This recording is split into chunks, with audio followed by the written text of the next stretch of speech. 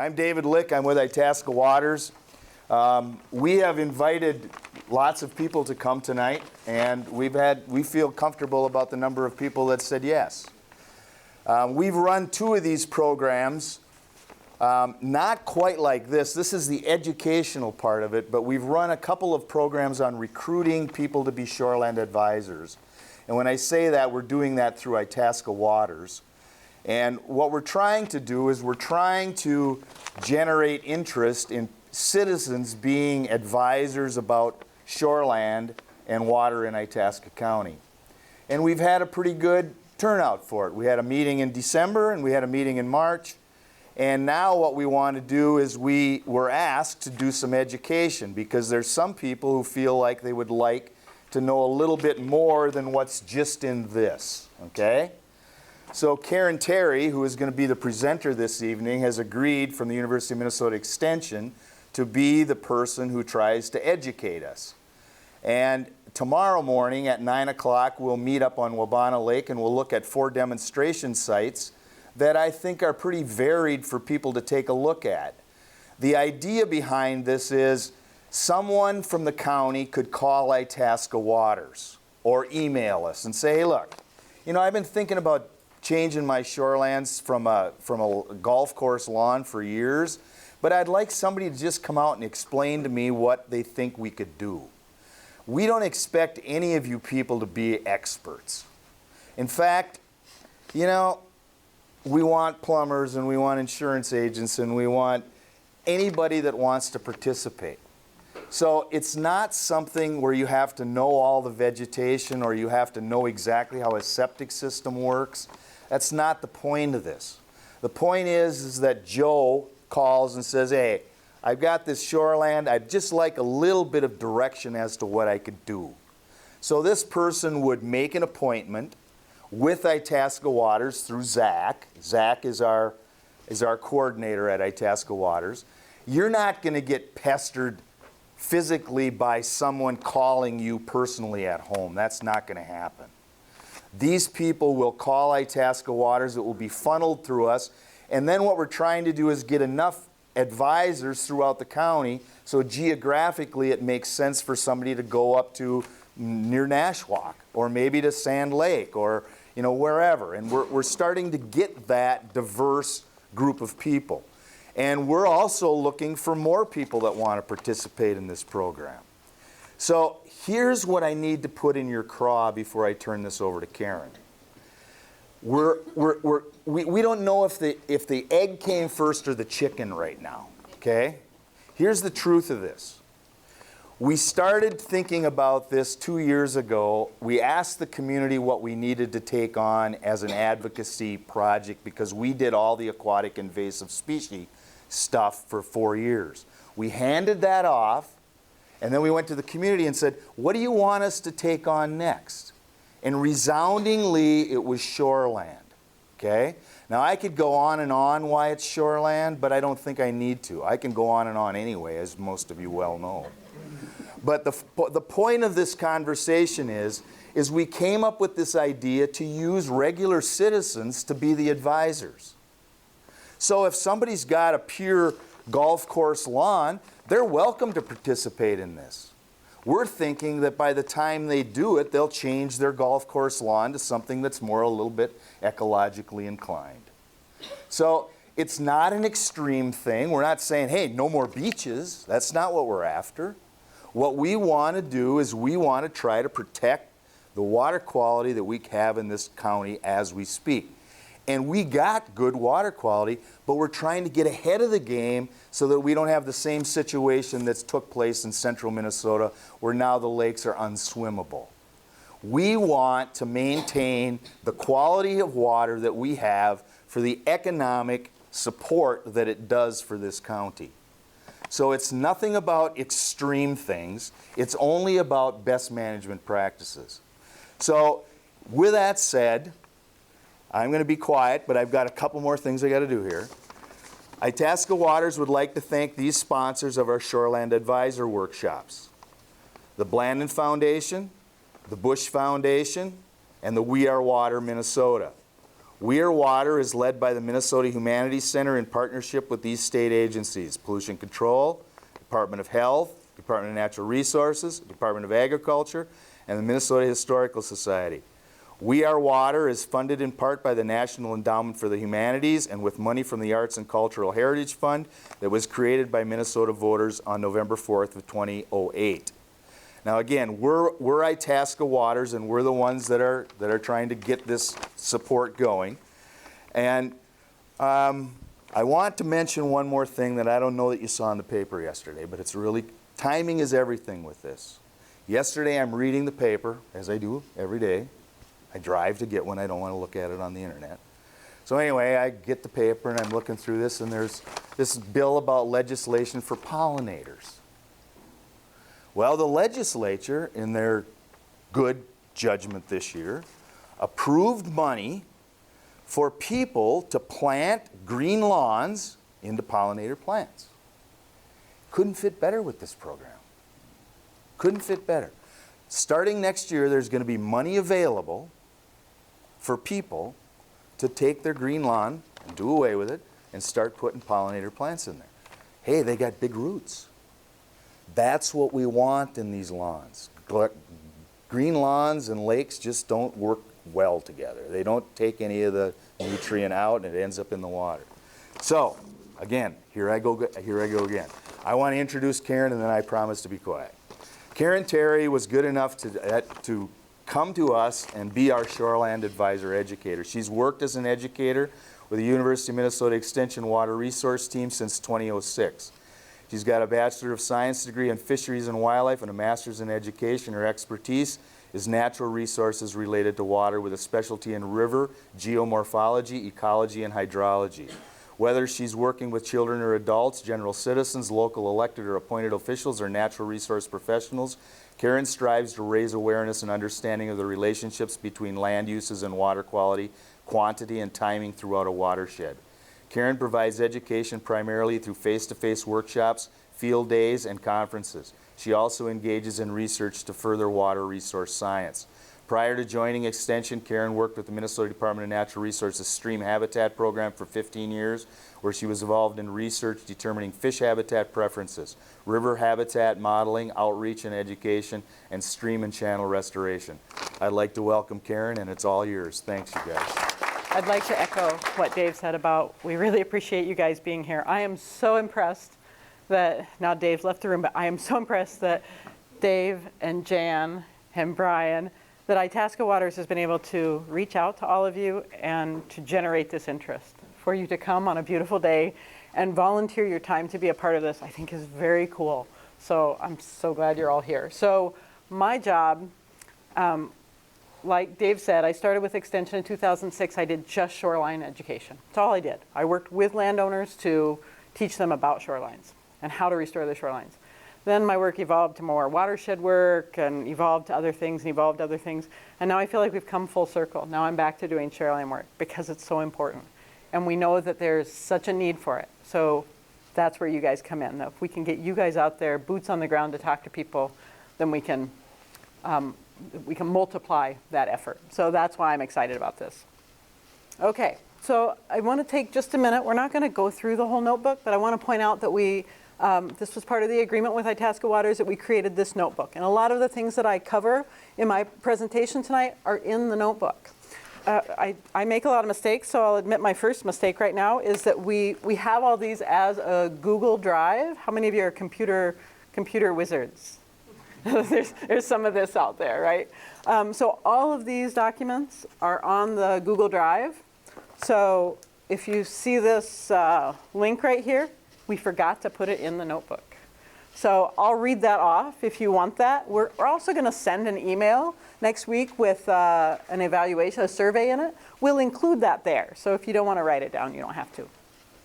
It's you don't need the first part. So it's z.umn.edu/Shoreland Advisors, all one word.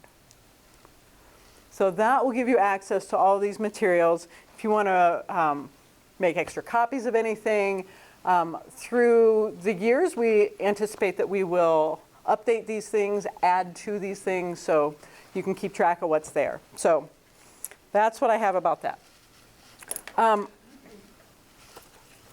just go through too that we have just 4 tabs. We have fact sheets, which are sort of the nuts and bolts of some of the things I'll talk about. There are several maps that we think you'll find useful. There are also several articles that I'll cover some of them, but not all of them. Make sure you notice that on some of the articles, if they're longer articles, we didn't print the whole thing because some of you won't be interested in all of the nitty-gritty of the science that went into it. If you're interested, it'll be on that in the Google Drive. Otherwise, the executive summaries are here. So just make sure you know that. Okay? So what are we going to do this evening? So here's what I want to cover. I want to cover why are we here? And not just why I think we're here, but I want to hear why you guys think we're here. And then we'll talk about the science of how the water's moving and then what we can do. So the whole thing is about you guys are going to be out, hopefully, connecting with some of these people. So these people will come to Itasca Waters and say, hey, we're kind of interested. One of you will go out to their property and talk to them about, well, have you ever thought about this? Maybe this would work for you, some ideas. So that's how we're going to motivate people. So why are we here tonight, right? I'm here because Itasca Waters said, hey, we've got this cool program, and I'm very excited about this. I think this is something we might be able to replicate in other parts of the state. I live in Ottertail County. We've got 1,000 lakes there as well, and we could really use this kind of a program. So that's part of why I'm here. So whatever your reasons are for being here, I suspect that it's because you know that water quality is important, right? And that it matters to Itasca County. So I'm going to go through a few of the documents, a few of the reasons why we've talked to other people, why they think it's important. So Itasca Waters did this survey of lakeshore property owners. Was that last year? In the last year or two?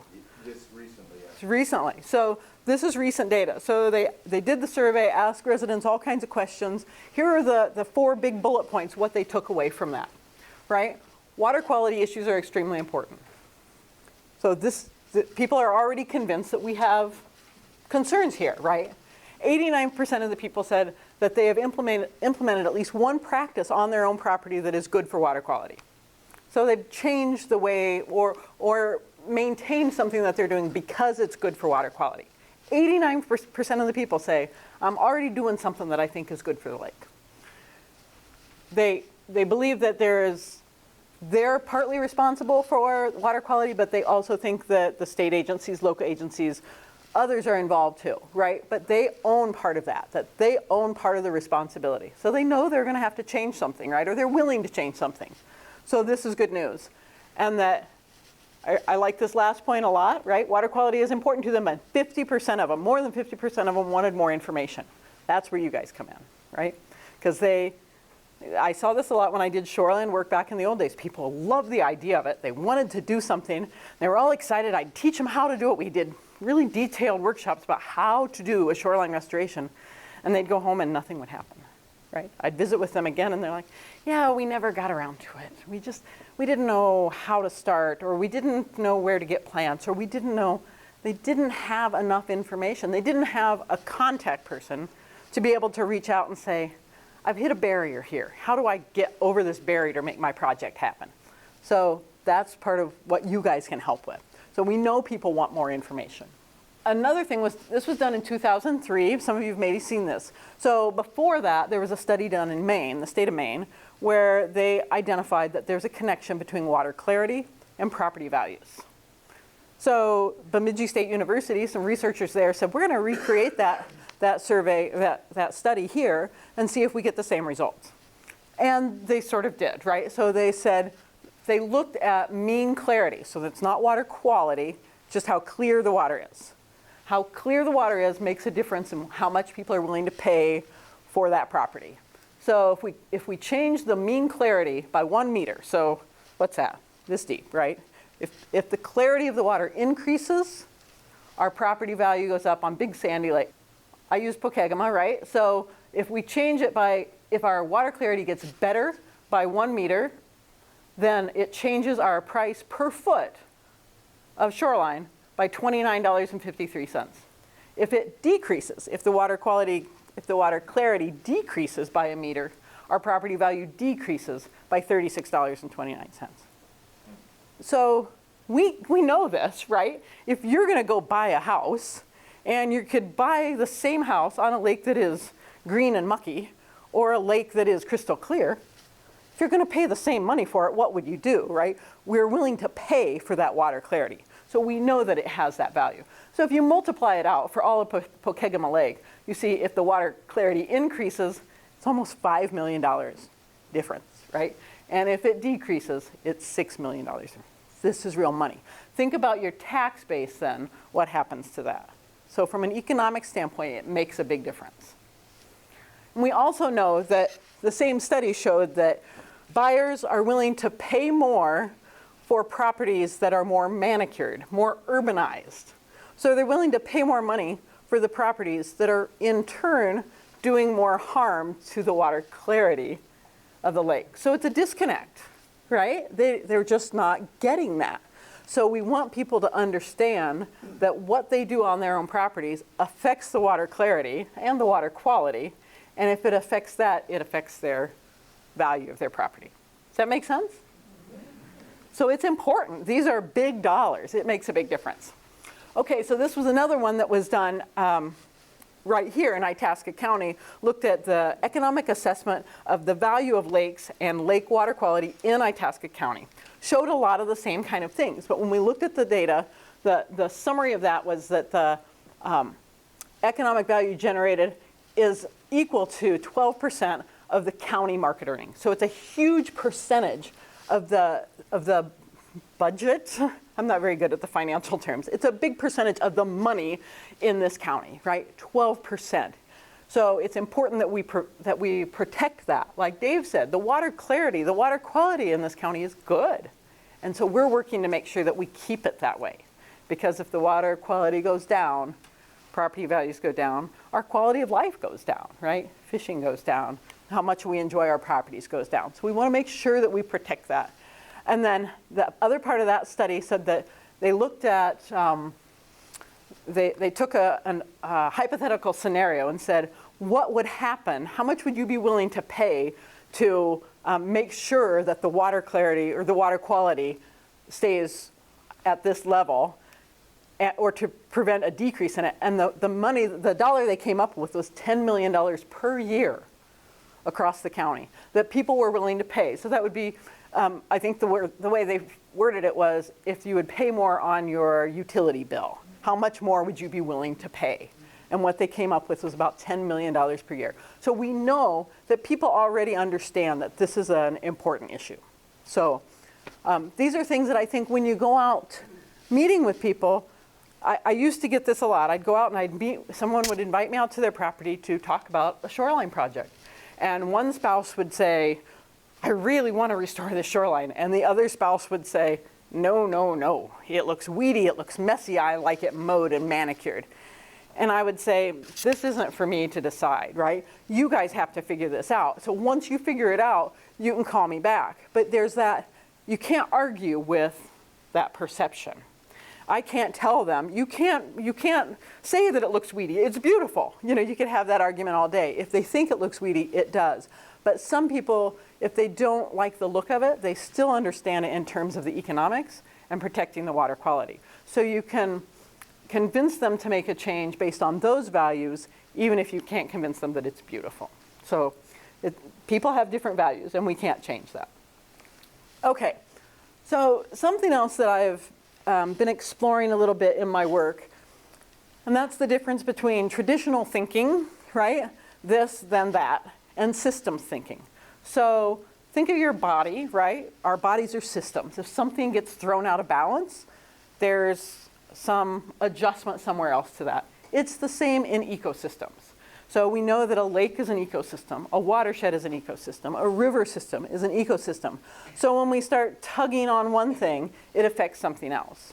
So that's why when we talk to people, it's important to talk about it in terms of what's happening upstream, what's happening in the whole lake shed and the watershed, and we'll get into that a little bit in a while. But this is really how the world works. When we start making changes, making decisions based on that traditional way, it doesn't really work because that's not how things work. So an example would be, in the old days, we'd say, we have a lake, it doesn't have any walleye in it, we want walleye.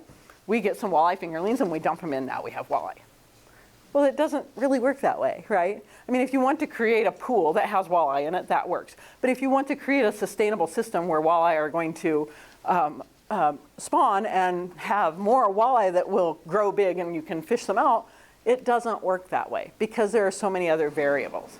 So these things are systems. So you got to think about them in terms of how does it work as a system. Okay, so I'm going to start a little bit about watersheds. So this is getting in more to the science. This is the part I really like the best. So the science of how things really move. So how many of you, if I ask you, could you explain to somebody what a watershed is? It's a hard concept to explain to someone. Even if you understand it yourself, it's hard to explain to someone. I am still trying to find good ways to do this well. But we know that the lakes are part of these systems, right? So a watershed, the area of land that drains to one point, right? So here's our pour point right here, P-O-U-R, pour point, where the water pours out of that. So that's our watershed. If you see this little dotted line around here, it's based on topography. So if a drop of water falls on this side, outside of that dotted line, that's another watershed. It falls somewhere else, right? Who knows where the Laurentian Divide is? Yeah, or 38 too. yeah, up on 38 too. We've crossed that today. So what does that mean? We'll get into that too. But it's the high point of land between two huge water basins. And you can stand there. If the water falls there, it goes into that basin. If the water falls there, it goes into that basin, right? So that's what the whole watershed idea is about. It's all based on topography. So a lot of our land is a little flatter. We don't have mountain ranges to define that. But what happens within this area then is important, because if we're worried about the water quality right here, it's not just about what's happening around the perimeter of that, or even just right along here, but it matters what's happening on all this land up here too. So that's a little farther afield than you'll be dealing with on property owners when you go and talk to them about their property. But sometimes it's important to know that the water quality of any water basin is driven in part by that whole land area too. Okay, so here's an easier way for some people to think about this, right? This is a watershed, right? Here's the drain, here's my pour point. So here's my elevation, right? When we fill this up, it's going to stay within that elevation until it gets full, and then it spills out somewhere else. But if we put a drop of water over here, or over here, or over here, it's not part of this watershed. So it's just a basin determined by that ridge. So it's important to think about that. So Minnesota is in a fascinating place because you see these three different colors, this kind of dark gold color, and then this yellow color, and then the green color. Minnesota sits in the middle of that. We have all of those big drainages. This one goes north to Hudson Bay, right? This is the Rainy River, Red River of the North, where I'm at. That all goes north, goes up to Hudson Bay. This gold area, this is the North Shore, that flows out to the Atlantic Ocean, right? It goes through the St. Lawrence Seaway. So that little bit flows out. And then all this green area, of course, is part of this bigger Mississippi River drainage. The fascinating thing I think about Minnesota is, almost without exception, the water flows out of our state. Most states can't say that, right? Iowa gets part of the water from Minnesota. So if Iowa's water quality isn't good, they have to look at what they're doing, but they have to look at what Minnesota's doing too, because we're sending them water. And if it's not clean when it leaves our borders, then we're making their water quality worse. So it's, to me, a lot of this comes back to a sense of responsibility. Responsibility of individuals, what do we do on our properties? What are our actions and decisions? But also as a state, as a country, what are we sending to our neighbors? So it's an interesting place for us to be. So if we go back here and look at those three big basins, so the gold, and I guess that's brown and yellow and green, and then we go forward, we can divide those further into 10 major river basins. So all of this area now goes to the Mississippi River, Red River of the North and Rainy both go north, and Lake Superior drainage goes out. So we can break it down that way, and then we can take it one step further. We can actually take it several steps further, but for today we're going to look at one step further and look at 80 major watersheds. So it's that scale. We have watersheds, smaller watersheds within smaller watersheds, all driven by what the topography is. So this matters because, again, what we do, what the water quality is coming out of, here's the Big Fork River, right? The water quality when it leaves right here and joins the Rainy River, it's the responsibility of the people who control the land in this area. They have to be responsible for how clean the water is when it goes out, right? So it's about personal responsibility. So we look at Itasca County, right? And we have 6 major watersheds. If we're on this scale, right, at the 80 major watersheds, we have 6 of those in this county. This is very interesting. In my county, I live in Otter Tail County, the water either goes to Red River to the north or it goes to Minnesota River, which is Mississippi. So we have 2 major drainages, but you guys have 3 major drainages here because we have the upper, just this little tiny corner up here, the upper lower Red Lake. These 3 go north, Rainy River, into Canada. The Mississippi River Grand Rapids and Mississippi River Headwaters, so that's these 2, right? These 2 major ones, they go, obviously, to the Mississippi River. This little sliver of blue over here goes to the Great Lakes. And so within this county, you also represent those 3 major drainages, which is pretty unusual. So I find this fascinating. Sorry, I really geek out on this kind of thing. So I promised myself I wouldn't spend too much time there, but maybe I am. So these maps, this map and the next few are in your notebooks, right? So when you're talking to landowners about this, this might feed into your conversation, depending on where you go. So we have the Little Fork River. Think about the lake right here, right? So here's where it flows out. So we have all these little streams, creeks, rivers that come together. They keep, joining together and joining together, getting bigger and bigger and bigger until they flow out right here. But what flows into this one is affected by what's upstream of it. So when we talk to those landowners about their lakes, we have to know what's upstream. Okay, so I just have the maps of the other ones, the Big Fork, Mississippi River Major Headwaters, and the Mississippi River Grand Rapids. So those are in your notebooks. Okay, so then if we take that a little bit smaller yet, we can talk about lake sheds. So there's a cool website here that's, these are also in your notebook. So you have this link if you want to play with this, and you can put a dot on the map anywhere, and it will tell you what area drains to that point. So I said, okay, this was Pokegama. I said, here's the outlet of it. And I put a dot there, and it says, all of this land drains to Pokegama Lake. So think about that picture of the dog in the sink, right? This is the sink. So if we could plug that point right there and flood this area, that's the area that would get flooded. And so that means that whatever happens on the land here or in these other water basins, it affects the water in Pokegama. So I think that's a way for people to hopefully understand better what's going on in their watersheds. So there are several of those lakes in the maps in your notebooks too. Okay, so you guys learned, I don't know, maybe in 4th grade or 5th grade, we learned about the water cycle, right? Where does the water go? The water goes up and it evaporates off of the land, goes up and condenses in the clouds, forms rain or snow, comes down as rain or snow, then what happens to it? So here it is, it's raining out of the clouds and it hits the ground. So think about your lake places that you might be visiting. What happens? The rain hits the ground, where does it go?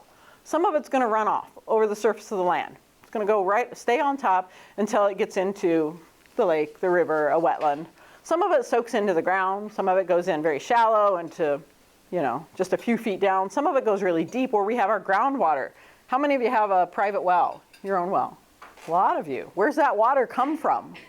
Right? We keep pulling. Have you heard about White Bear Lake with their struggles the last several years that they're pulling more out of their bank account in terms of water. They're withdrawing more than they're recharging. So it's important that we know what's going back in. So these things matter. We want the water to stay where it falls. So we recharge what flows back into the ground. We recharge that groundwater. And then it evaporates off again, and that cycle just keeps going around. So land use changes. What we do on the land affects that, right? We have an impact on that. It's about climate, right, that we have some control over, not a lot, maybe too much. Also the vegetation. So this is about what are we doing on our shoreline properties and our other properties that affect how the water is moving through the cycle.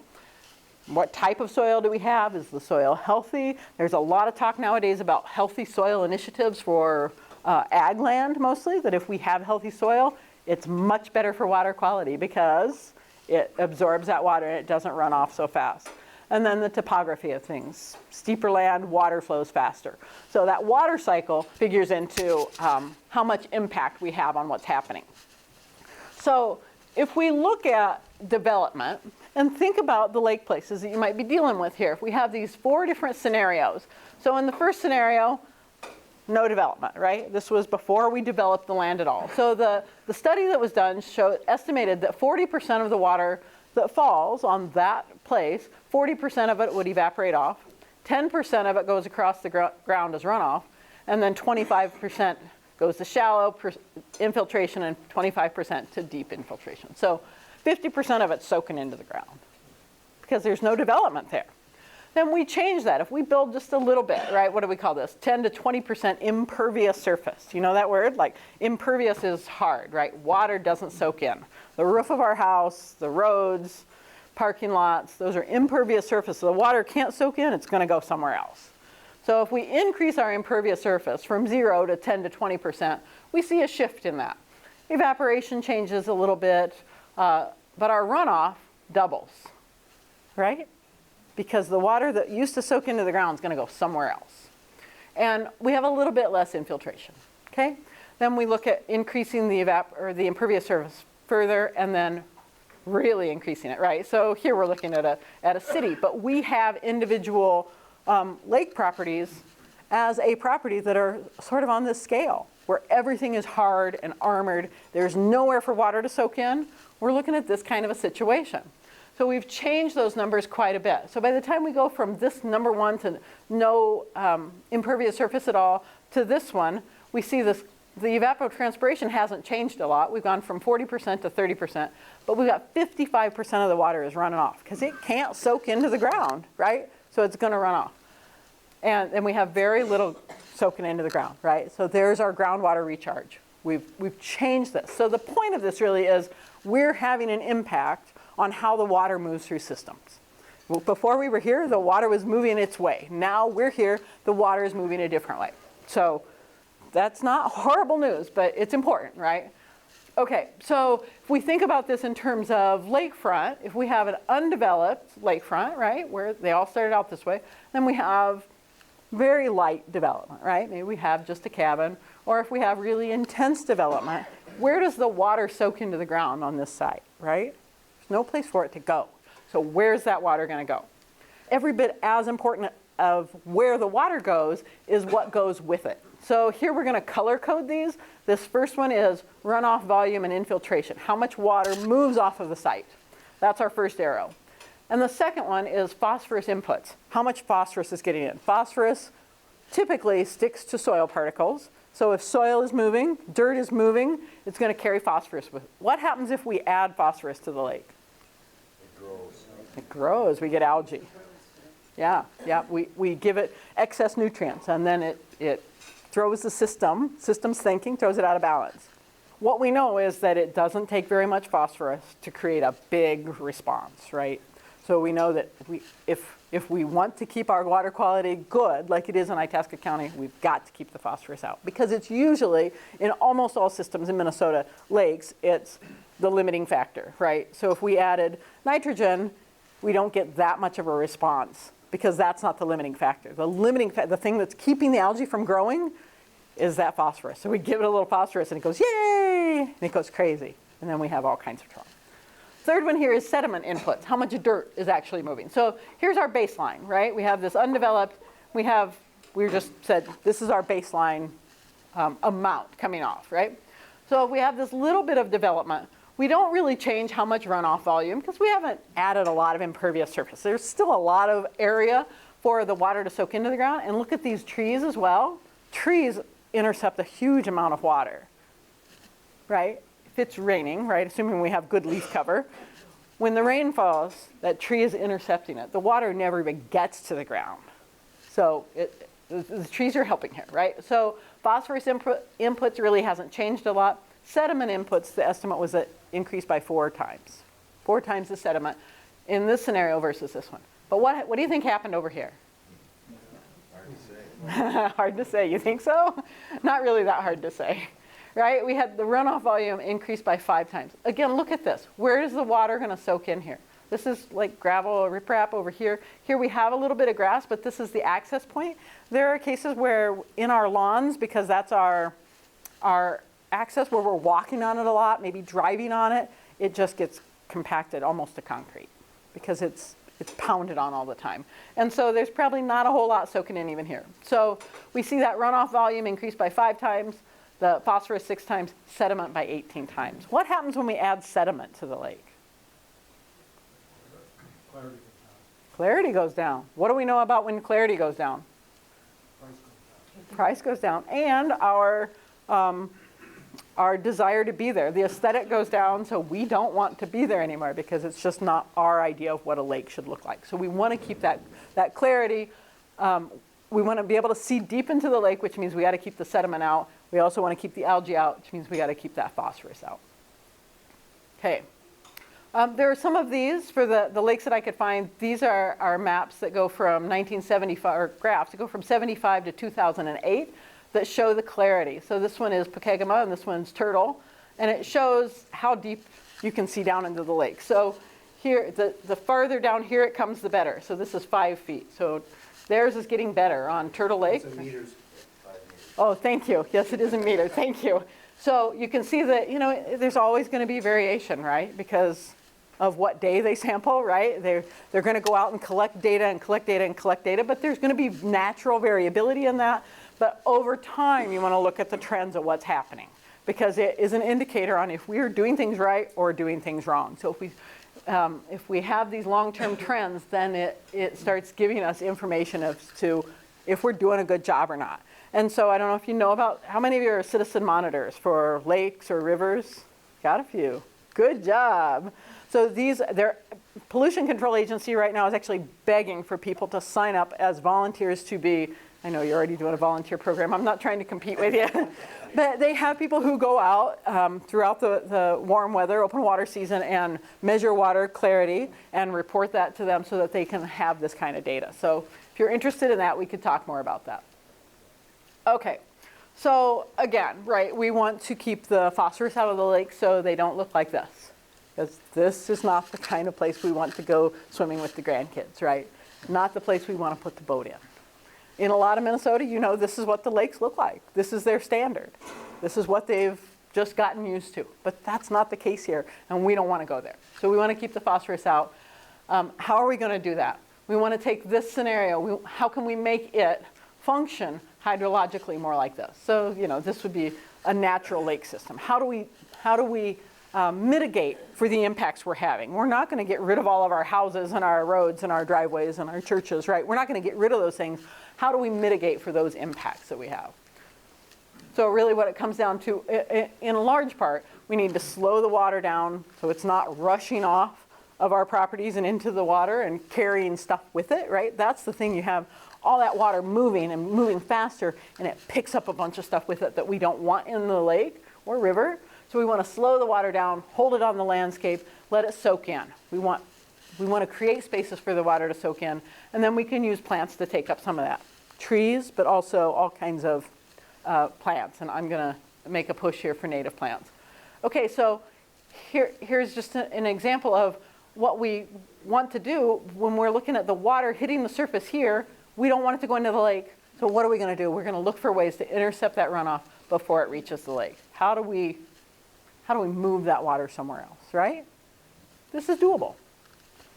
It's also about what's going on in the lake with vegetation and how that affects what's coming back up. So you can stand on the shoreline and say, there's water coming off of the land and going into the lake. We got to control that. We have to manage that. But we also say, if we're standing in the lake, there's vegetation out here that affects what's going on the shoreline.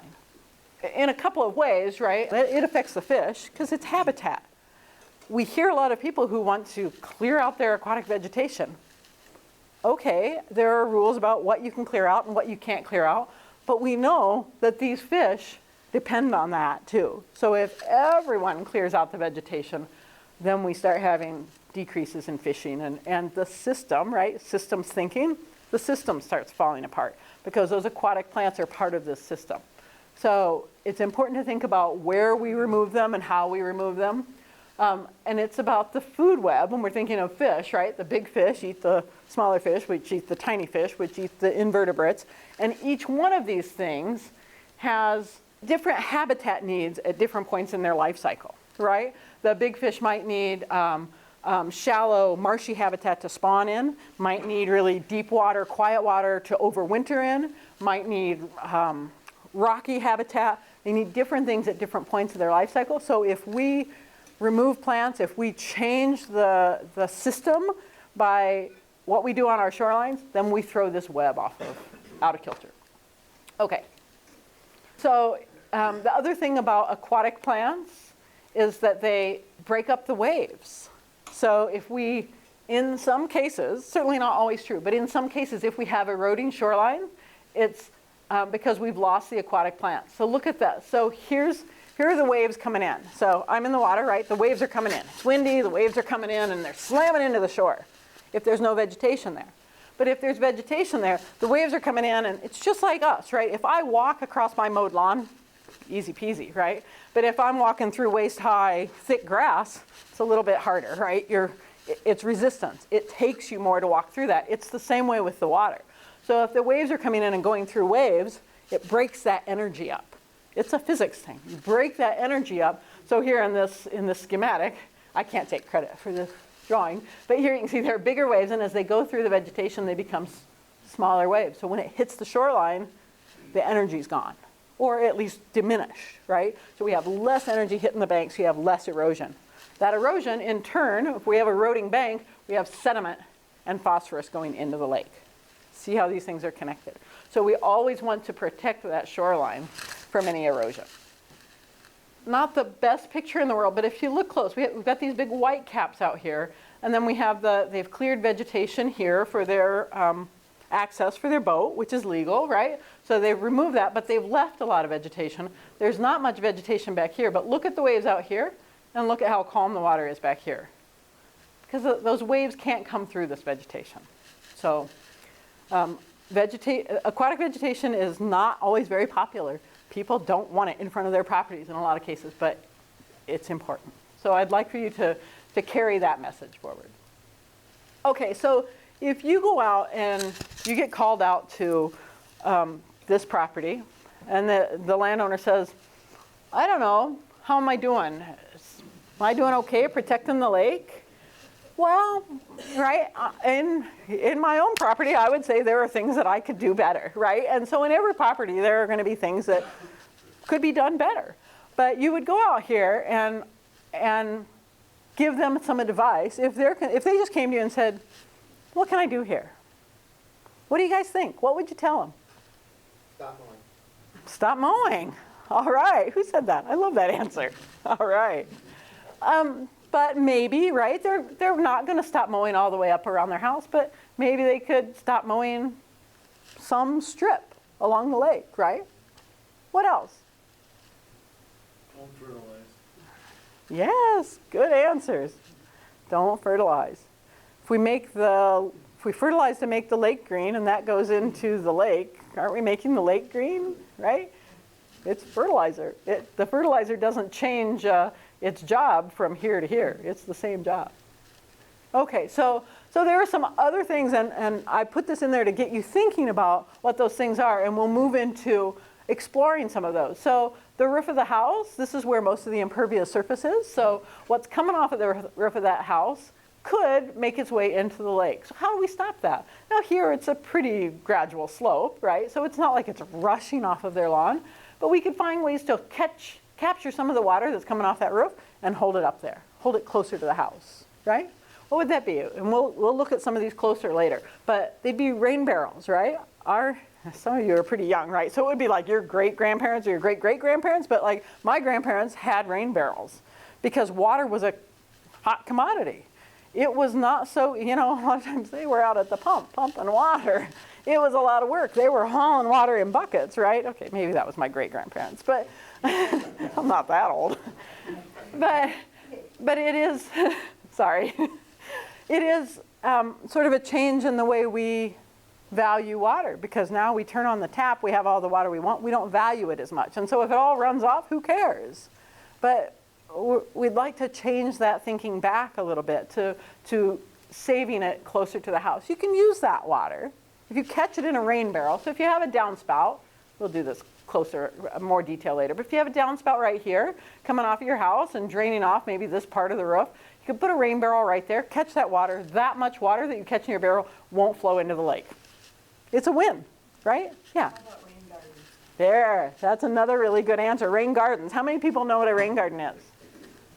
Almost everybody. All right, I love this.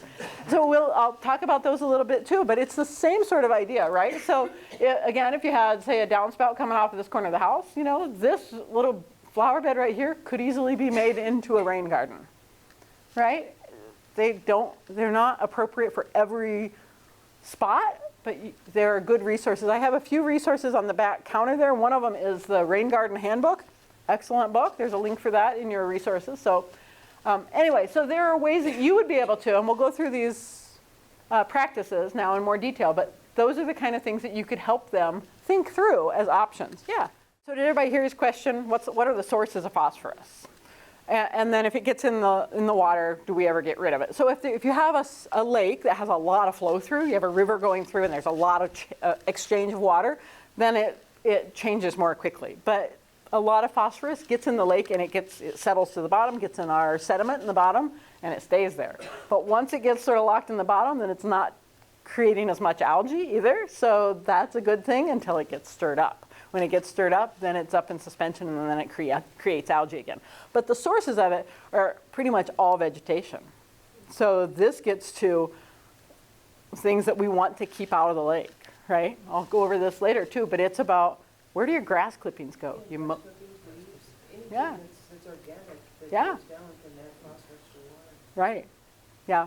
So we want to keep those things out of the water as much as possible, right? If you have a tree, I've had arguments with people who say, I have a tree on the side, right on the edge of the lake and the leaves fall in.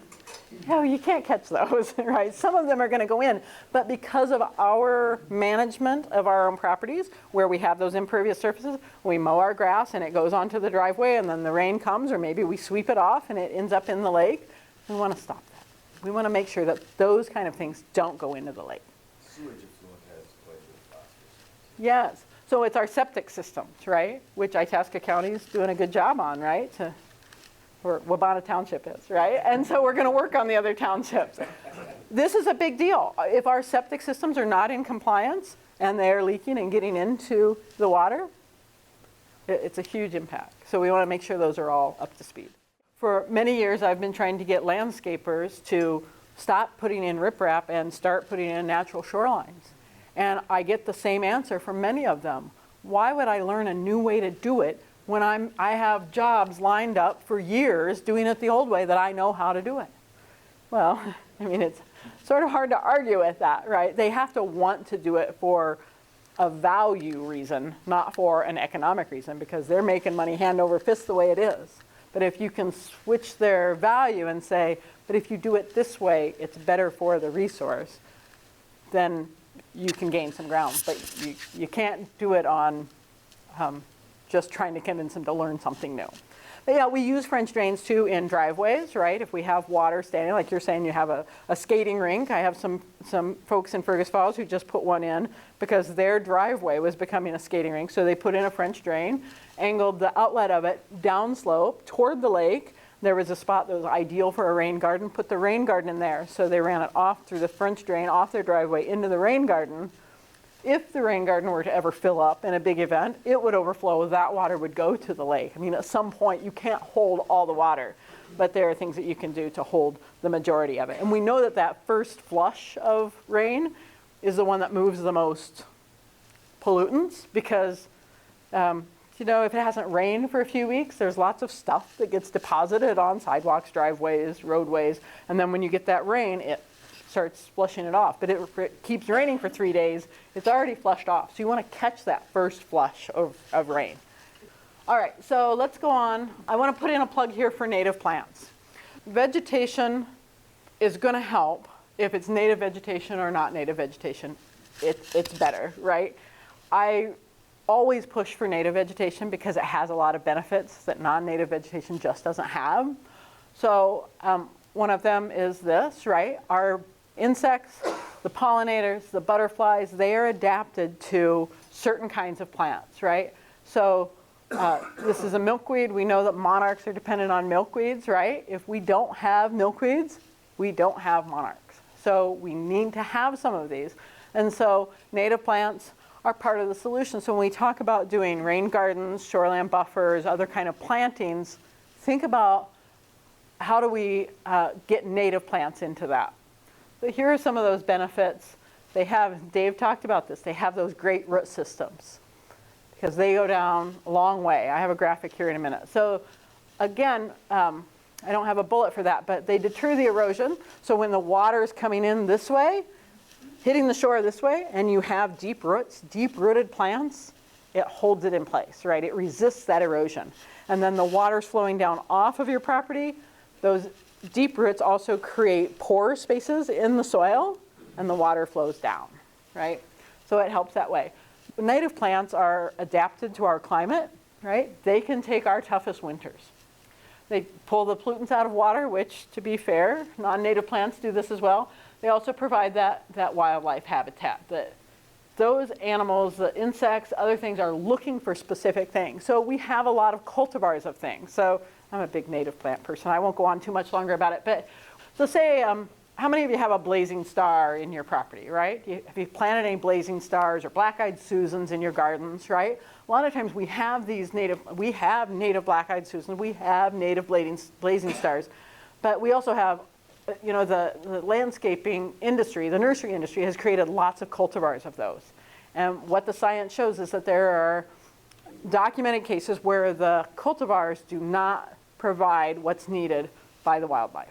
And so if you really want to do what's best for the wildlife, take the time to seek out real native plants. And there's information in the notebooks about that, so I won't lean on it too much more.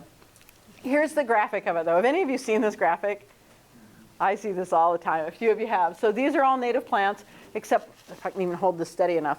That little one right there, that's Kentucky bluegrass. That's our lawn grass. That's the root system. So, here we are. Here's ground level. Here are all these root systems, and there's Kentucky bluegrass. So if you have that right down to the shoreline, okay, again, here's my shoreline. Here are the waves coming in. Those roots are what's holding that in place. If we have those Kentucky bluegrass roots versus if we have some of these roots, it's a world of difference. So that's the message to the people that you're going to go visit. If we really want to prevent or deter the erosion that's happening or keep it from happening, we want these plants there. And not just these kind of plants, but it's the trees, it's the shrubs, things that will hold the soil in place. This Kentucky bluegrass is not helping us any in terms of that. So, okay, so yeah, we see this a lot, and this is marked in feet. Some of these plants have roots going down 14 feet. And I think they go down deeper than that. But you also see that some of them have long spindly roots, some of them have really, really dense roots. And so the research is still evolving on this, building on this, but we would suspect that these maybe are holding the soil better in place than this one, but some of these that are more spindly, if they go deeper, then they're creating those pore spaces. So they have advantages.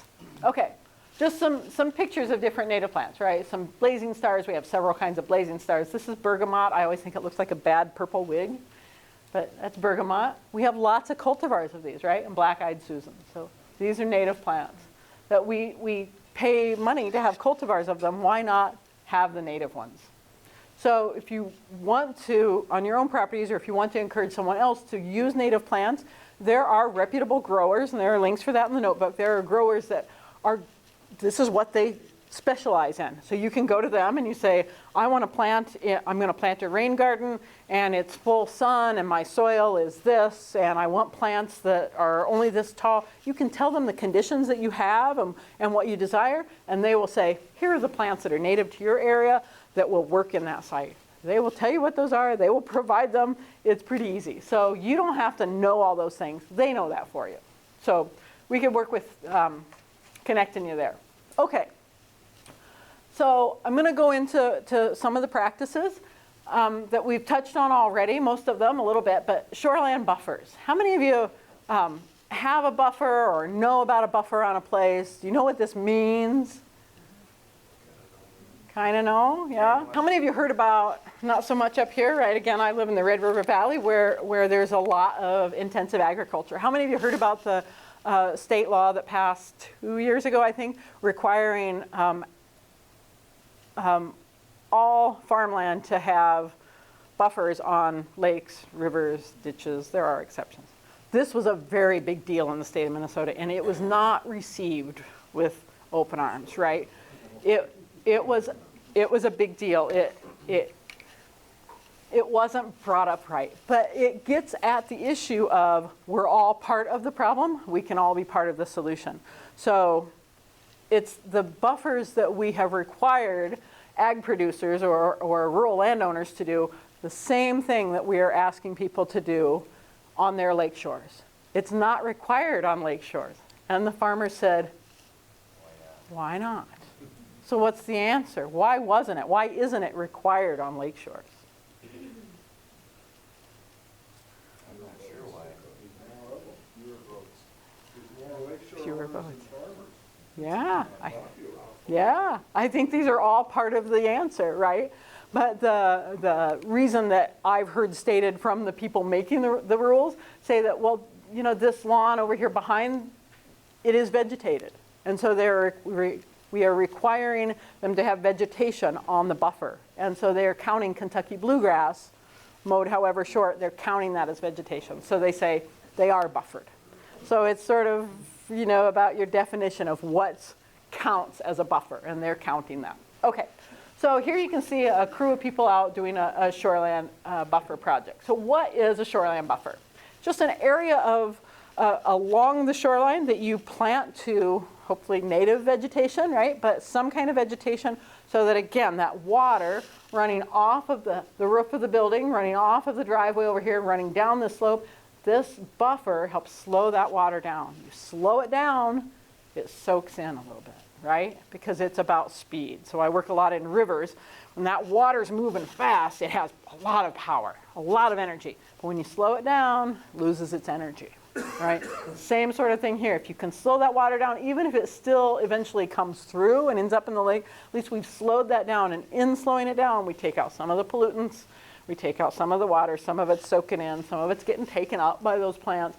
So it's doing some good. It's probably not catching all of the water, right? It's not all or nothing, but it's helping. And so it's about planting that vegetation along the shoreline. It's not necessarily the whole shoreline, right? We touched on this earlier. That here you can see just on the edge of this photo, they don't have a buffer over here. This is their access out to their dock. So part of it they put into buffer, part of it they didn't. I think it's perfect, right? This is where we want you to tell people, you have options. There are ways that we can do this that makes it work for what you want for recreation, what you want for access to the lake. Okay, so what do? They prevent the shoreline erosion, so that's the waves coming in, holds the soil in place, provides some habitat. What about this one? I say they're attractive. Not everybody agrees with me. I can't argue with them, right? I like chocolate. My dad hates chocolate. I can't argue with him and tell him he's wrong, right? You don't like it, you don't like it. But we know there are benefits to it, even if you don't like the look of it, we know there are benefits. Here's a site I was helping with in Battle Lake. You can see this retaining wall, and then there's more planting, then there's more retaining wall. This was already a heavily built environment there that they were doing. This is right in town in Battle Lake. So it ends up being a very formal looking planting. But it's still a planting that does a lot of good because it's going to slow that water down, keep it out of the lake. Here, not so formal looking, right? I loved this family. It was a middle-aged couple, and the guy wanted to do the planting, and the wife didn't want to do the planting, and they did the planting, and the compromise was, she said, I want a fence. So they put in wood posts with a big, heavy rope marking off their fence. Here's the edge of the buffer. Well, they started out with like 10 feet.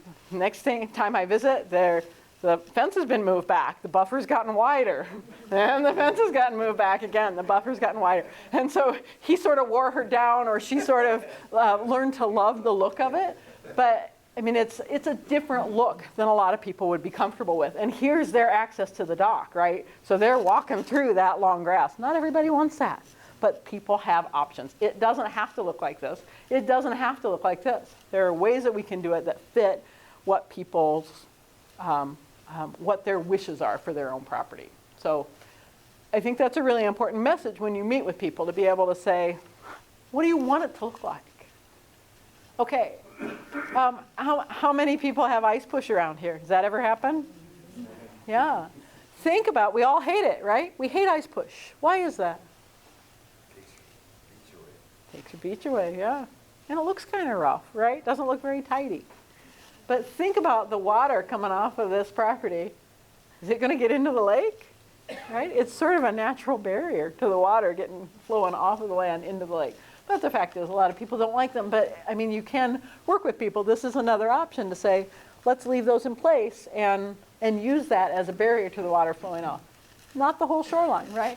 How do we know where the water comes off of our site? You wait till it rains really big, you put on your yellow slicker, and you go outside in the rain, and you look where the water's going. Because maybe the water isn't flowing at all over here. Maybe it's all directing through a lower place here. Water always goes downhill, right? It's going to find the lowest place. What if all of the water in this property comes off and flows right to here? Well, then I don't need a way to buffer it or to block it over here. If the water is all headed this way, we'll block it there, right? So you have to know your site. You have to know where the water's going. You have to, it's kind of detective work, really, right? So you're going to do some detective work here. Okay, I've just got a few examples of before and after. This is actually an after photo, but it got mowed down by the city. So this was a lack of communication. This was a city project, right? They planted it, they had a contract on it, and it just got mowed down. So they put this nice fence in there to remind the city workers to stop mowing that. We planted this to native, but look how steep this is. And this is all rimmed with houses here, right? This is the premier place in Fergus Falls. This is where all the rich people live. And the water runs off of here, and it runs down this hillside and pours into the lake. So we got them put in, not a very big, not a very long buffer, but they put in a buffer. It's a nice demonstration site once we got them to stop mowing that. So that's what it looks like now. So you have all this nice vegetation here. Okay, so that's one example. Another example, nice little cabin here, but they've got little erosion going on and kind of not much growing on their shoreline. Did a restoration project. Some people would hate that, right? Looks weedy, looks messy, looks, you know, you're going to have tigers hiding in there, right? So it's not for everybody. But what if they had done only this part of it and had more access, left more of this mowed lawn, right? They could do that. Doesn't have to be everything. They make that choice. This right here is, we call them cocoa fiber logs. So if we go back here, see this erosion right here? They want to stop that erosion. And so they put these logs. So we had talked earlier today about willow wattles. Anybody know what willow wattles are? It's a great word, or a great phrase, isn't it? Willow wattles. So they take willows. You got to get them when they're dormant. Willows will sprout really easily. So if you get them when they're dormant and get them in contact with the water and soil, they will grow. They will mostly grow. This is a cheap way to do it. It's kind of labor intensive, but you get a crew of people out there, you have some pizza, maybe you have some beer, you find a place where you can cut a bunch of willows and you lay them down, right? So you're cutting willows that are however tall. You lay them down horizontally on the ground, you bundle them, and you take them out to your site and you would lay them, well, where this is. Instead of this, which is sort of expensive, right? But not very labor intensive, so it's that trade-off. But you would lay your willows right down in there. You'd anchor them down in with some wood stakes, toenail them in kind of this way. They're going to grow. You'd have to be in a site where you want willows. Again, not everybody wants willows there, or dogwoods. A lot of people use dogwoods. Boulder, any of that kind of stuff. Yeah, yeah. It's an inexpensive way to do it. It's labor intensive, yeah. So when I started doing this kind of work in 2006, I told everybody, maintenance free. Plant this thing, get it established, it's maintenance free. And I wasn't lying to them. That's what the common thought was then, right? That's what we were being told, that you plant it, once you get it established, you're golden. We know now that that isn't true, that there's always some maintenance. that for one like this, to keep the trees out, every 2-3 years, you're either going to have to burn it, which isn't as bad as it might sound, depends on your conditions, right? Where the buildings are, what's around you. Some cases it's really easy to burn, not always. Then you're going to mow it, right? To kill off those trees, to make sure they don't get a foothold. So you're going to knock things back every few years to keep those kind of things out. And then you also have to know what your invasive species are. They're thistles, canary grass, probably quackgrass, right? So that you can keep on top of those. For those, once you get this established, when you have this becomes very densely vegetated, you have less problems with invasives coming in because there's not bare ground for them to get a foothold. But you always have to be on top of it. You have to be vigilant. And it takes that knowledge to know what are those plants that you have to be worried about. There are companies that will do this for people, right? Prairie Restorations does. There are other companies, right? Several companies that are landscaping companies that will plant these for you. They will come every year or every whatever and maintain them for you. There's a fee associated with that, but that fits a certain audience. There are people who want to pay for that kind of work instead of doing it themselves. Other people love gardening, love being out there, want to do it. They would really look forward to that, and most of us are maybe somewhere in the middle of that. But we have options there too. So you could do willow wattles there, or you could do these kind of things for erosion control. Right, so here's a site, had a lot of erosion, right? And we've mowed it right down to the edge. Do any of you have a problem with Canada geese? I'm gonna say that's a yes, right? Canada geese love this. This is like Candyland to them. But they don't, this is another thing that's changed over the years. We used to say they would not come through a long grass buffer. They will, but they don't like to because that's where the lions hide. They're afraid of what's hiding in there that might get them. So they will go through it, but they don't want to. But this, there's nothing stopping them. So Canada geese love this. So these folks decided to plant theirs. They got the crew out there. You can see this is a fabric, like a coconut fabric.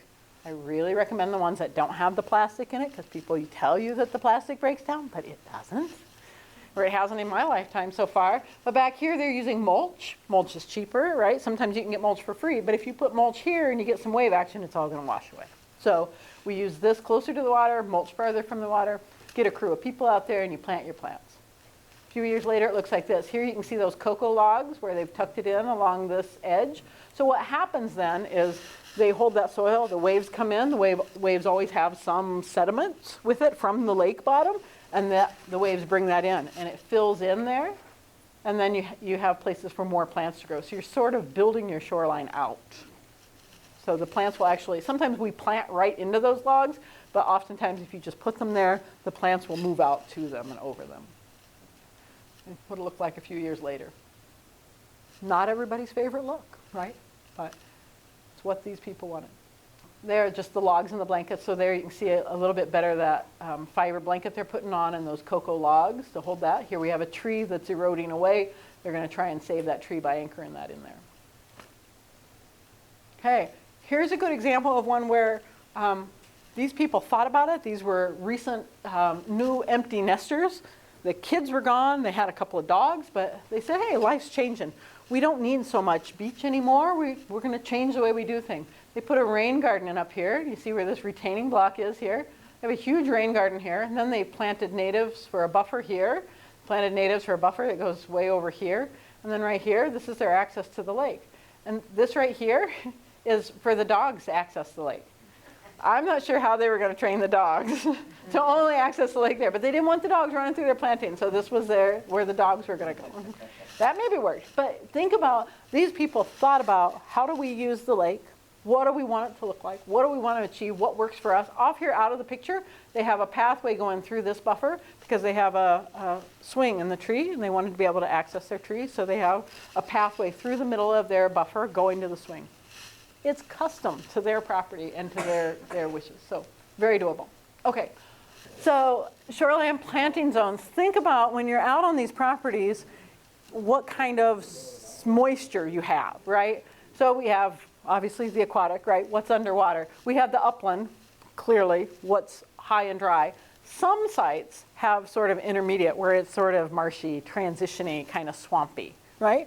And it's important to know that because you're going to plant them, you would treat them different. Yeah, so just be aware of that. And then ordinary high water level. How many people know what that means? Not very many. I'm surprised. These guys know. This is a legally surveyed in elevation on almost every lake where the DNR says if we call this the ordinary high water mark. If you're going to do any work below that, you got to talk to the DNR. If you're going to do work above that, you usually don't have to talk to the DNR, but you have to talk to the county. So my recommendation is talk to the county, ask them what you need to do. But if you're going to, for example, if you want to plant aquatic plants, if you want to transplant bulrushes into your site, you need to talk to the DNR. You need a permit to do that kind of thing. So ordinary high water mark, it's something that your hydrologist will come out and do an evaluation, and based on the vegetation, the trees, the shape of the shoreline, the long-term records, will make a determination of what that elevation is. So that's what that is. Okay, also when you're thinking about what you're going to plant, people are concerned about how tall the plants are going to be, right? Perfectly understandable. They want to be able to see the lake. That's why they live on the lake. But oftentimes people's perception of what they're seeing, they think that they are looking at the lake here, but they're not. When we stand and look at the lake, we're looking at the lake. We're not looking at the lake. And so it's a matter of really getting people to think about where their sight lines are. If this vegetation is 3 feet tall, it's not going to block their view.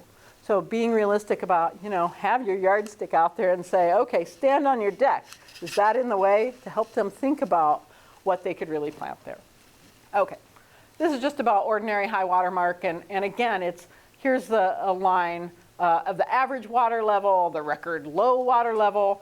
Here are some trees up here. The point is that ordinary high water level is, I don't want to say subjective, but it is a decision that is made by the hydrologist, and they make that call based on the information they have, and it's not something that changes typically, and they make the call, and that's what it is. You can't tell by going out and looking at the shoreline where it is. You can't judge it by where the water is now or where the shoreline is. So you need to know what the survey is. Okay, any questions on buffers? Planted buffer versus riprap. I am not a fan of riprap because, well, for a lot of reasons. But there are cases where riprap is the right answer. If you have a lot of energy, a lot of wind coming in and slamming that shoreline, maybe a very steep shoreline, maybe sandy, loose soils that are hard to hold, you can plant until the cows come home, but it is not going to hold that. And so there are cases that I think riprap is the right answer. I think it's grossly overused. And it's that example I said earlier that a lot of times that's what the landscapers know to do, right? And they can prove that it works. And so why would they do it different? But we're trying to get people to think about other alternatives. So if you have the planting, you have those wildlife benefits. You have some, you're slowing that water down coming this way. The riprap isn't slowing the water down. And it's not providing any habitat from the aquatic side of things either. So there are some definite benefits to using vegetation versus riprap, but the riprap sometimes you got to do it. Yeah. Riprap might change the temperature in that area. Is that what you're saying? I have never heard that. I could see how it would, right? I mean, rocks are going to get, if they're in the sun, a rock is going to get hotter than vegetation will. Is that a problem? That would be hard to say, right? I don't have anything to say if that would be a problem or not, but I could see how it could change that. So part of what we talk about too is when we look at impacts on lakes, if we have, remember the picture I had of the really heavily developed property with the big house and lots of rock? If you had one of those on a lake, not a big deal, but if you had those all the way around the lake, right, it's cumulative impacts. So if you have lots of those, then the impact becomes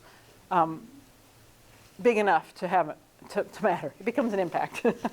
But if you just have it on one, it's not a big deal. So same way with riprap, right? And it's true with anything, right? We multiply the benefits or we multiply the negative things, depending on which way we're going with it. But if we just have a little, it's not a big deal. Okay. So I'm going to move to rain gardens, and we've talked about them a little bit. All it is we take a regular garden, right? You want to make a flower bed. We recess it down into the ground a little bit, and we situate them in a way that, remember, you put on your yellow slicker and you see where the water's flowing. We situate them in a place that they intercept the water before it gets to the lake. So we're gonna catch the water. We also want to make sure that we put them in places where it's not really swampy, because that water is going to soak in. So we don't want to create mosquito ponds. Maybe getting ahead of myself, but we want that water to soak in within 24 hours. So it's a way, you know, we're catching it in a big bowl, and then within 24 hours it soaks into the ground and it's gone. So it doesn't breed mosquitoes, because mosquitoes need, what, 5 to 7 days, I think? So they need longer than that. Okay, so here's a picture of one. These are very popular in some of the suburbs in the Twin Cities, and the cities are pushing them because they know it's keeping a lot of the water out of their storm sewers. Okay, what do? They reduce the runoff, so they capture the water in the bowl, right? They're capturing it. They filter it. The water runs down through, it filters some of the pollutants out of it. They recharge that groundwater. Remember, we got to put more money in our water bank underground, so they're recharging that groundwater instead of letting it all go away. And they decrease the runoff temperature. So we know that if we have water coming off of the roofs of our houses and driveways, that temperature's high in the summertime. So we're starting to show that, this goes back to what you were saying about the riprap, we have research now that shows that if we have heavily developed areas and water coming off of those hot surfaces going into lakes and rivers, that we see localized changes to the ecosystem in those areas because that water temperature is enough different that it changes the assemblage of things that will grow there. So we're having that impact. So this is one way. By putting it in here, it mitigates for some of that. And I would say this is beautiful, right? Not everybody would agree with me. Okay, what rain gardens are not? They're not water gardens, they're ponds, right? If you want a water garden, have one, but that's not what a rain garden is because they don't hold water over time. They only hold it for that really short period of time. They're not a solution for poorly drained areas. People say, oh, I've got this low spot, I'm going to put my rain garden there. You can't put it there because if it's already saturated, it's not going to let the water infiltrate. So you've got to have it up higher in the landscape where it's dry enough. Again, back there on that table, there's a how-to manual for building rain gardens for homeowners. It's available online for free. It's a great, very simple way to build simple rain gardens, right? If you're doing them in towns and in heavily industrial areas, you have a lot more engineering that goes along with it, but for our own properties, they're very simple. They're not mosquito breeding spots. We already talked about that. Just another example here, you know, they've got different options for shady spots versus sunny spots. This gets at that idea of we can make them look the way we want them to look, right? We can plant them. Some people plant them all to shrubs, right? It could be solid alder. It could be solid dogwood. It doesn't matter what you plant in there so much as that you have a place for the water. But here you can see that it's recessed down in. So it's a little bit of a basin. The bottom of them is as flat as you can get it, because you want to maximize how much you're holding. So if you had a rain garden like this, you wouldn't hold so much water. But if you have a rain garden like this, you're storing more water. You maximize the amount of water you can store in that footprint area if you have a flat bottom in it. So you want to think about where the water goes. This is actually a screenshot out of that brochure I just talked about. But you want to think about where the rain garden goes on this property. So this goes back to you're out doing a site visit with someone. You have to sort of be that detective and think about, okay, on this property, where's the water going?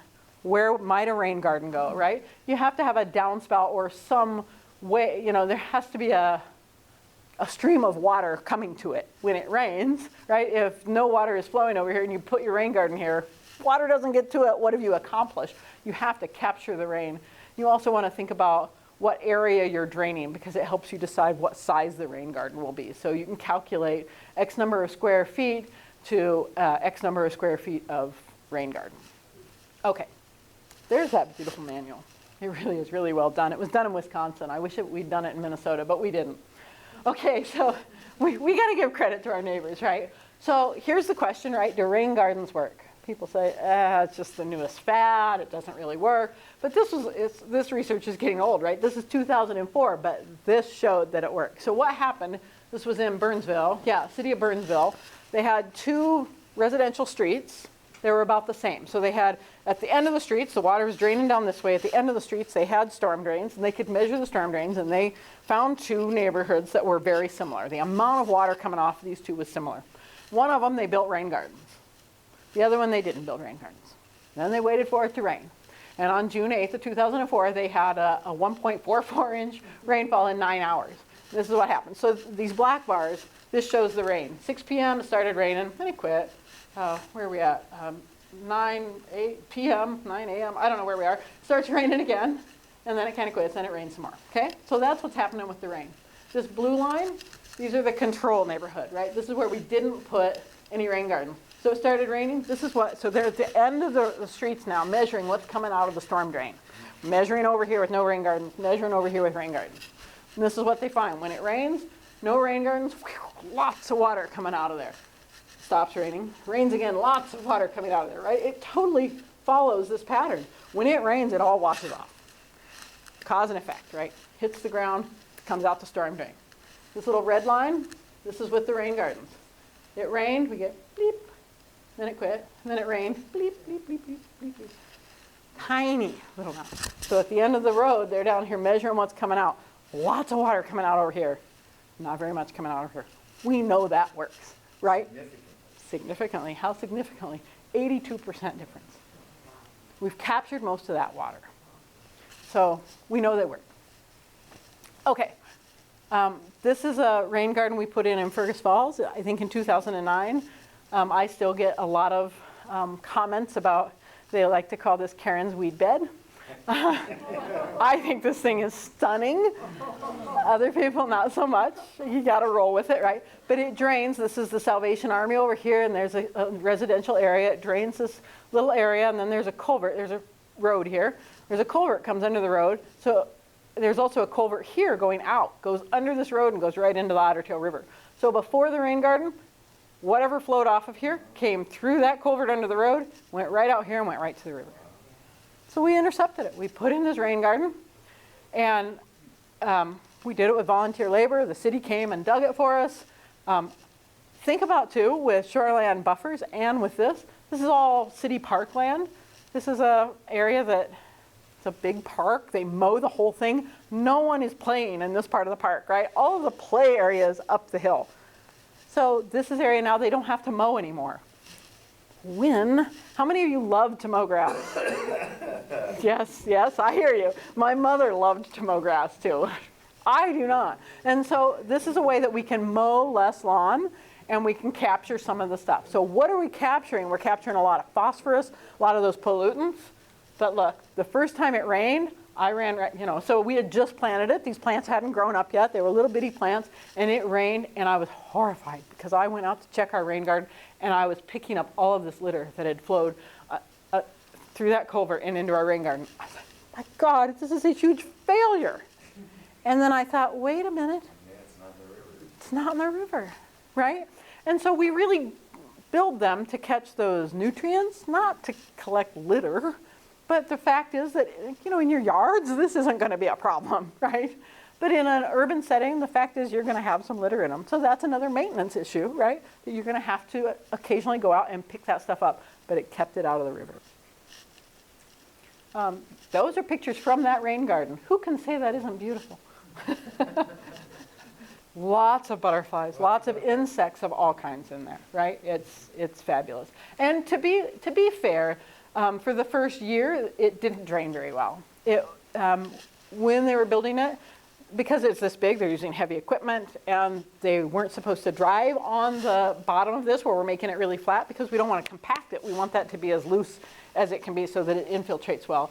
Well, that was another thing that the city, there was miscommunication in that they did drive on it. So it got compacted. So it took a few years for it to really start draining well. So we had times it did not drain in 24 hours or 48 hours or maybe a few days. So they're not always perfect the first time. That's the thing. But now, because of the plants growing in there and the roots going down, they've broken up that soil. Now it drains like it should. Okay, we're going to talk about rain barrels. We touched on this earlier. So this is if you're really trying to store some water coming off of your buildings, because you have to have a downspout to make it work, right? So they catch the water here, and then like on this one, you can see the spigot on the bottom of it. They've got a hose on it. So the rain comes down, you can catch, I think it's roughly 100 square foot of roof. And I'm not sure I'm getting the numbers all right. It's in your handout here. I think it's a 1-inch rain and 100 square foot of roof just about fills one of these up. You know, a 55-gallon barrel. So there's a lot more area to your roof than 100 square feet, right? So you're capturing one part of it. So this is where I was talking earlier about treatment train. Maybe you have rain barrels to get part of it, and then you have rain gardens to get part of it, and then you have buffers to catch what slips by, right? So you can have multiple ways to catch water. So, and you can use the water, right? Some people use the water for watering plants. Other people just, when the rain stops, right, they can just let it out slowly. So it's also possible for rain barrels that you can have more than one. You can create them in a series so that you capture more water in any one rain event. This one's up on a little block. I've seen some people set them up on much higher so that it's easier. You want your spigot down lower so you can put a hose on it or a bucket under it to drain that. But if you're going to set it up on something, make sure it's sturdy, because that's a lot of weight when you get that thing full. So you don't want it to collapse on you. Okay, you can also paint these things. I don't know if you guys have more artistic talent than I do, but you can create your own rain barrels and you can paint them and make them lovely. You can also buy rain barrels that look like whiskey barrels or all kinds of, like the one you have. They're very attractive, so there are a lot of options there too. You can do it yourself, you can buy them pre-made. Okay, fertilizers. So if we put fertilizers on the lawn to make the lawn green, it gets into the lake, it makes the lake green, right? And so the law is now, and has been for several years now, the law is that we are only allowed to use phosphorus-free fertilizer. So that's that middle number, right? That's the phosphorus number. There are 4 exceptions to that, and that's in your notebook, but it's really limited. If you have a soil test or a plant tissue test that shows that you need it, or if you're establishing new lawn, there are some exceptions, but very limited exceptions. For the most part, it's illegal to use fertilizer with phosphorus in it. The thing is that they still sell it in all of the stores because it's not illegal to sell it, because there are instances where it's legal to use it. And so most people don't know about this law. So we need help in teaching people about this law, because we don't have fertilizer police out there running around following people home to see how they're using it, right? It's just going to be self-regulated, but if people don't even know about it, they're not going to make that choice because they don't even know. So help us teach people that you want to buy the fertilizer that has the 0 there because it's better for the lakes. Okay, enough about that. Herbicides and pesticides. I have a real passion about these sort of things as well, right? There are times that, sort of like with riprap, there are times when you need to use some weed killer to get rid of some aggressive invasive weeds. There are also times when you could do it with some shears and some pulling, right? So be discriminating in when you choose to use this, or see if there's another way you could do it by hand. Pesticides, this is a very big deal. How many of you heard about pollinators are in trouble, right? Why is that? Why are they in trouble? Yeah, who said that? All right, neonicotinoids. Do you guys know that word? So this stuff is everywhere. So it's in a lot of the sprays that we buy. You know, if I have ants at my house and I spray my foundation to get rid of the ants, it could have neonicotinoids in it, which is going to hurt our good things too, right? The insects, it doesn't discriminate against between if it gets the good insects or the bad insects, right? Also, if you, I don't want to make everybody feel bad, but awareness, if you go and buy bedding plants, a lot of those they treat the seeds with neonicotinoids, and it's systemic, so it's up into the plant, so then when that blooms, it's in there. So if I go and buy petunias and I go home and plant them and they have neonics in them, then the bees come and eat out of it, they're getting the neonicotinoids. So this is another awareness issue that we need to push more for plants that don't have that in it, and we need to help raise that awareness. We don't need that stuff. We don't need it. So awareness and being discriminating in when we use what. So. Okay, aquatic plants. This is really about aquatic plant removal, and we touched on that quite a bit earlier, that there are a lot of benefits to having these plants in the water. It's good habitat for the things that live there. It's good for keeping the, preventing erosion on your shoreline. There are some downsides to it, right? We don't like to swim in this. It's hard to boat through this. There are ways to do both, right? The DNR allows you to clear, again, in your notebook, but I think it's 2,500 square feet without a permit that you're allowed to clear by hand, right? Not by weed roller, that sort of thing. That's a separate permit. But if you're going to clear it by hand, you can do a small area, but don't do the whole shoreline. Do the part that you're really going to use and leave part of it intact. So practice good lawn care stewardship, right? Think about your lawn. Earlier we said contain the grass clippings, clean the driveway and the sidewalks, right? Keep your grass clippings out of the lake, right? We can teach people to do this just by telling them, you know, that's full of phosphorus. If you let that go into the lake, it's bad for the lake. In most towns, if you're mowing your grass, it's illegal to blow it into the street because of the same reason. It just goes down the storm drain and out into the lakes and rivers. So not very often policed, but that is the law. So mow less. And by that I mean two things. Mow less often, let the grass grow a little more. Mow less area. Don't spray or fertilize. Contain the grass clippings, remove pet waste. Oh wait, here. Has anybody seen this? This is becoming a big campaign that I'm seeing pop up in several communities, right? There's no such thing as the poop fairy, clean up after your dog, right? So they're sort of having fun with it, but making their point too, that that's phosphorus going right into the lake. So we should be cleaning that up, even in our own yards, right? When we're walking them in public spaces, definitely clean up, but in your own yards too, that should be removed. It's, you know, the same issue as the septic systems. We just don't want that in the water. Hold water on the site, so that's the rain gardens, that's the shoreland buffers, that's rain barrels. In some communities now, they're actually requiring people to not let any water run off of their property. This is a big deal, right? And it's a big ask for people because people don't have all the tools to know how to do that. But I think we're going that direction. Maintain your septic system. So this is just a list of the 7 things that I covered there.